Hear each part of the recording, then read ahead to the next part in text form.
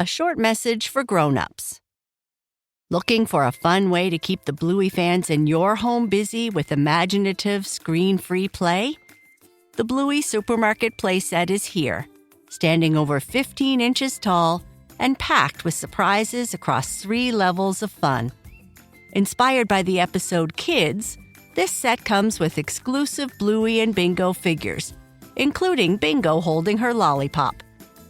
There's a real working escalator, a rooftop cafe, and even an intercom with 24 different sound effects your kids will love. With over 15 play pieces, shelves to explore, carts to fill, and stickers to decorate, your little ones can recreate favorite scenes or invent new ones of their own. It also works with all your other Bluey figures for even more imaginative adventures. The Bluey Supermarket playset is available at all major retailers. A short message for grown-ups. Parents, I think we've all had those times when everyone in the family is off on their own personal devices. Wouldn't it be great if you could find an activity that everyone will agree on? Something that's both active and fun at the same time? Imagine that. Families everywhere are discovering Next Playground, an active game system where your body powers the play. It's 100% motion-driven gaming. No controllers or wearables needed. Just play naturally. And the games are so great and immersive. Go flying in the world of how to train your dragon. Dance with Barbie. Pop bubbles in Gabby's dollhouse, or master some moves with Kung Fu Panda, right from your living room. Even better, Next Playground is kid-safe, with no ads, in-app purchases, or mature content. Next Playground is your feel-good solution to these long summer days. Want to learn more? Visit nextplayground.com. That's nextplayground.com. to explore active family gaming today.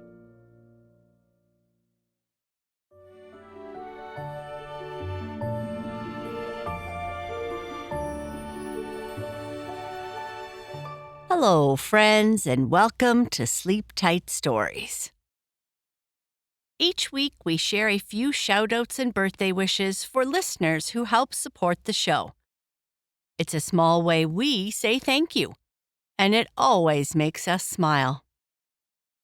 Mama and Papa would like to wish Matea, Lorenzo, and Noah a wonderful new school year in 7th, 4th, and 2nd grades. Happy learning! Shout out to Eilish Watson, who is 9 years old.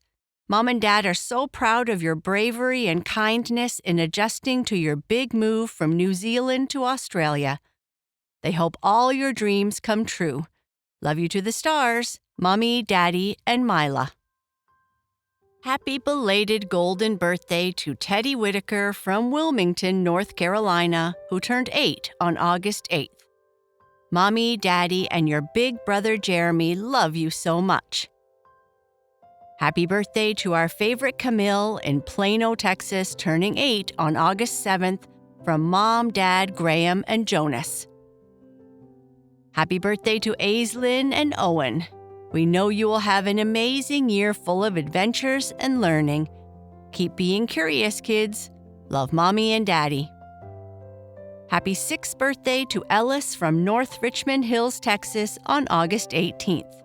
We love you. Love Mommy, Daddy, Hattie, and Charlie.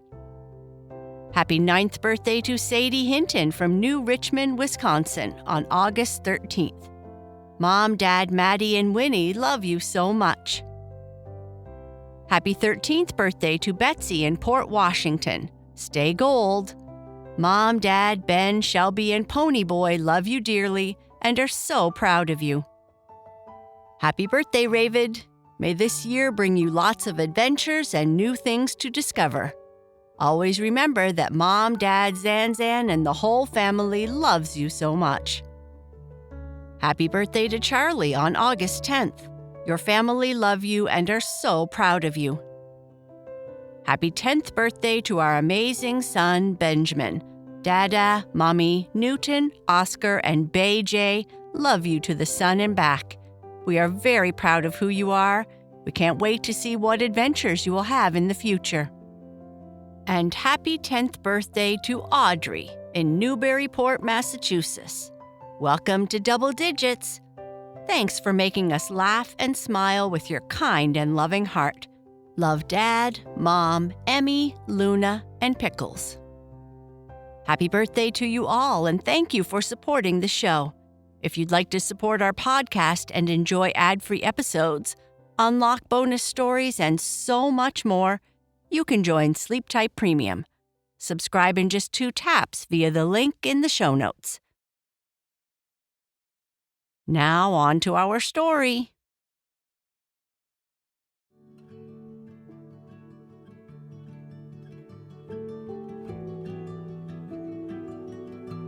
Coco is a crow who lives near an old man who rescued her one day. When Coco is 3, she hears the sounds of other crows calling, and things start to change. Coco, the crow.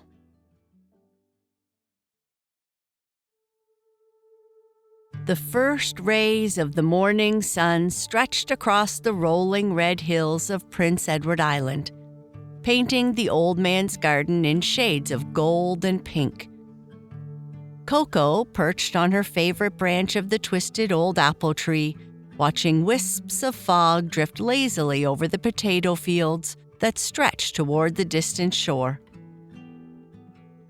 The salty breeze carried the familiar sense of sea and soil, ruffling her glossy black feathers.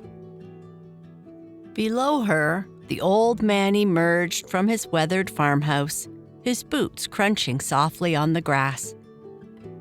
Purple lupins swayed gently along the garden's edge, while late summer roses climbed the wooden fence that separated his small yard from the endless red earth beyond. "Good morning, little one," he called softly, setting down a small dish filled with wild blueberries and chopped walnuts near the base of her tree. Coco responded with a gentle caw and tilted her head, watching him tend to his vegetable patch where tomatoes hung heavy on their vines.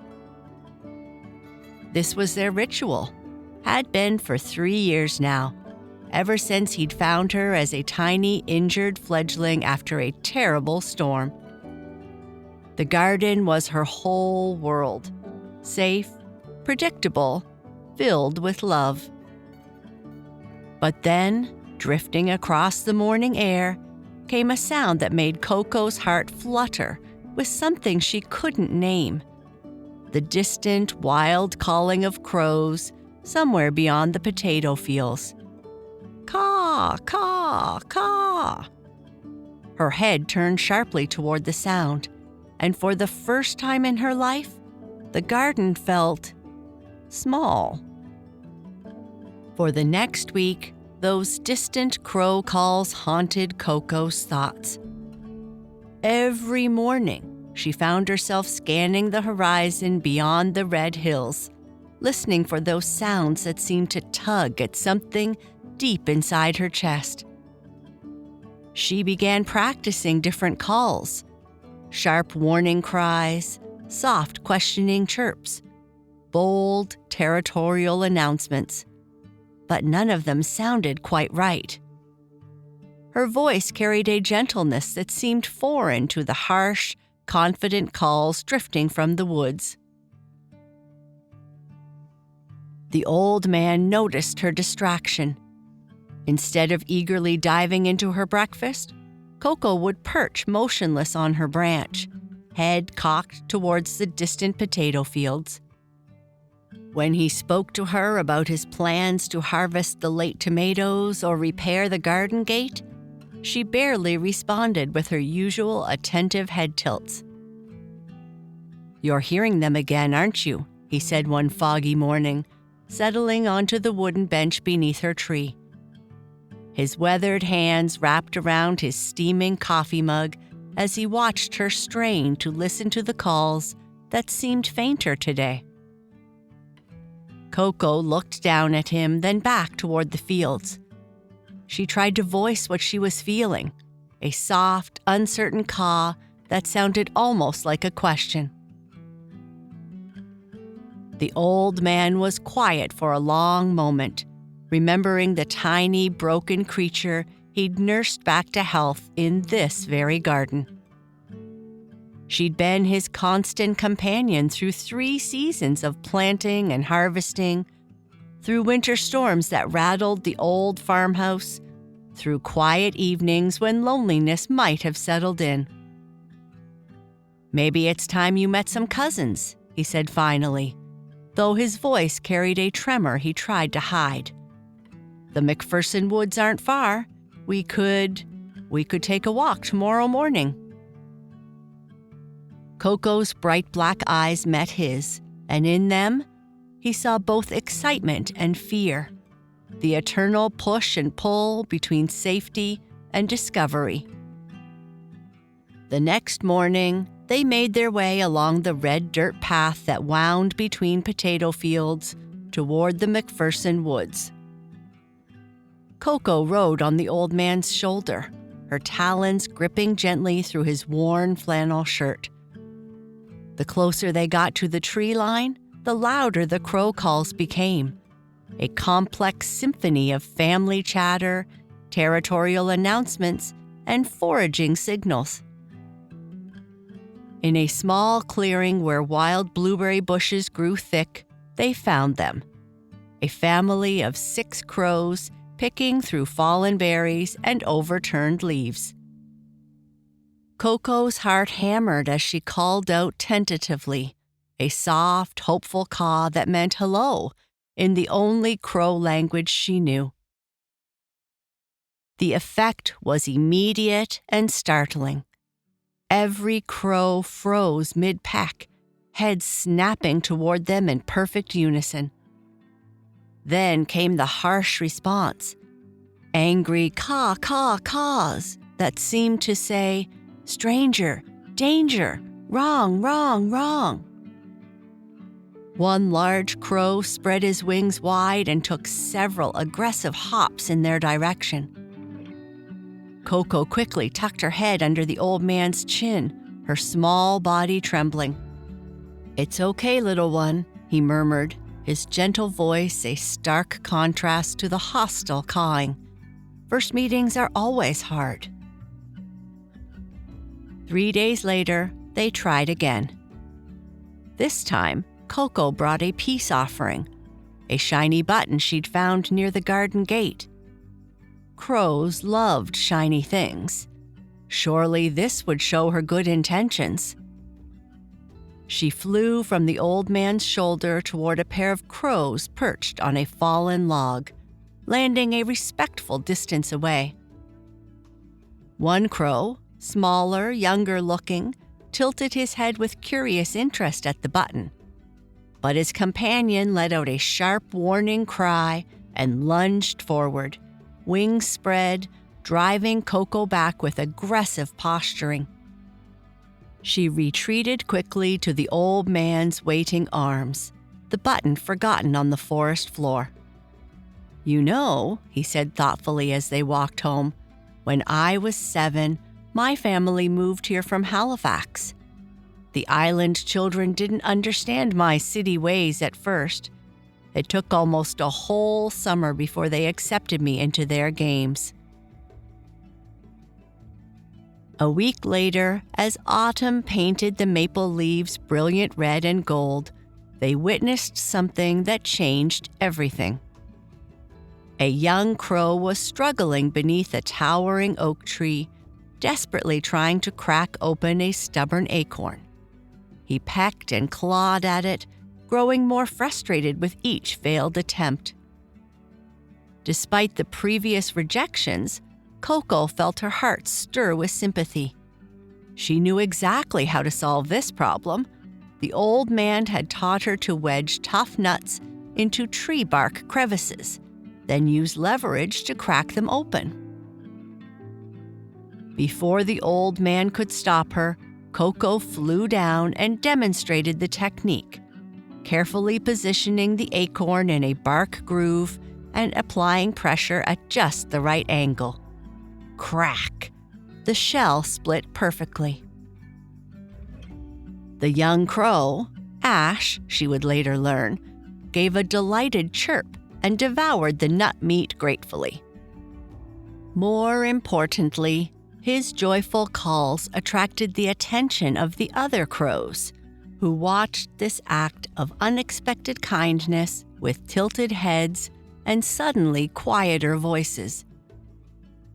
An elder crow, her feathers silver-tipped with age, approached slowly and performed what looked unmistakably like a greeting, a gentle bob of her head and a soft, questioning caw. For the first time, Koko didn't feel the need to flee. Over the following weeks, as the island's famous autumn winds stripped the last leaves from the maples, Koko began to learn the intricate language of her newfound family. She discovered that crows had different calls for everything: sharp alerts for approaching hawks, gentle murmurs for all is well, excited chatter when someone found an especially good foraging spot. Her own voice, she realized, wasn't wrong. It was simply unique. Where other crows called with harsh authority, Koko's gentle tones seemed to calm nervous fledglings and soothe squabbles between territorial males. The elder crow, whom the others called Wisdom, began seeking her out, specifically when conflicts arose in the murder.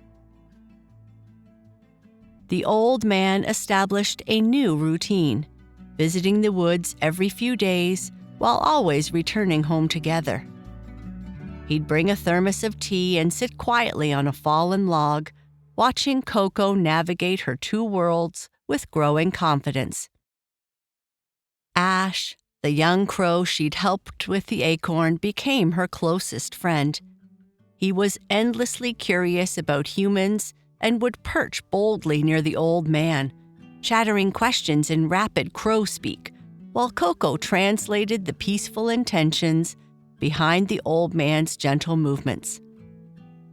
"She's teaching them that not all humans are dangerous," the old man observed one crisp October morning, watching as three young crows tentatively approached his outstretched hand holding sunflower seeds.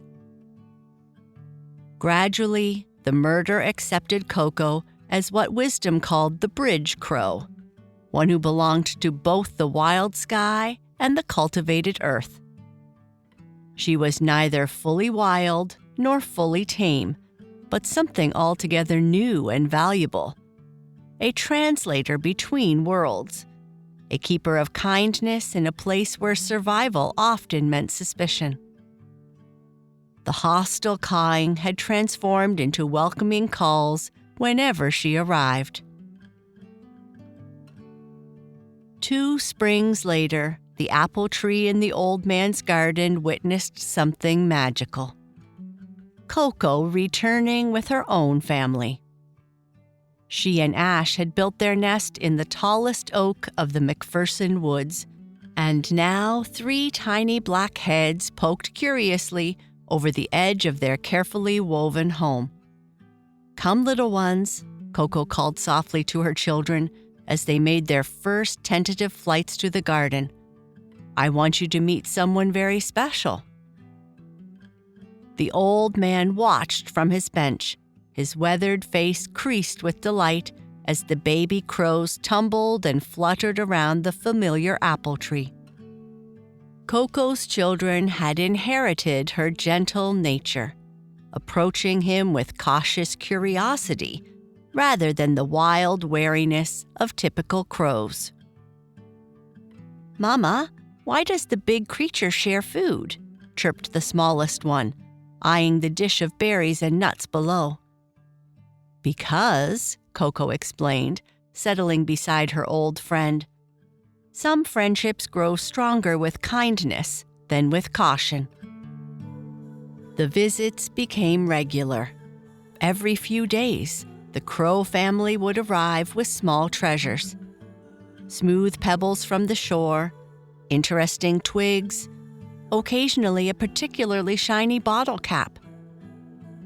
In return, the old man ensured they always found fresh water in his bird bath and scattered winter seeds during the harsh island storms. Watching them, he realized that Coco's wild family hadn't replaced their bond. It had simply helped her become the fullest version of herself, capable of bridging two worlds with grace. As the evening light painted the potato fields in soft purple and golds, Coco perched on her old favorite branch with her family nestled close beside her. The familiar apple tree creaked gently in the salt-tinged breeze, just as it had during countless sunsets before. The old man sat on his weathered bench below, sipping his evening tea and watching the young crows practice their calls, a mixture of wild crow chatter and Coco's gentler tones that somehow sounded like music. "Time to go home," Ash called softly as the first stars appeared over the island sky. The crow family prepared to return to their roost in the McPherson woods, but Coco lingered for one last moment. She flew down to give the old man a tender head bump against his weathered hand, then offered him a special call, soft and melodic, a sound that belonged only to them. He smiled, his eyes twinkling in the fading light. "Sweet dreams, little one. See you tomorrow." And she would. She always would.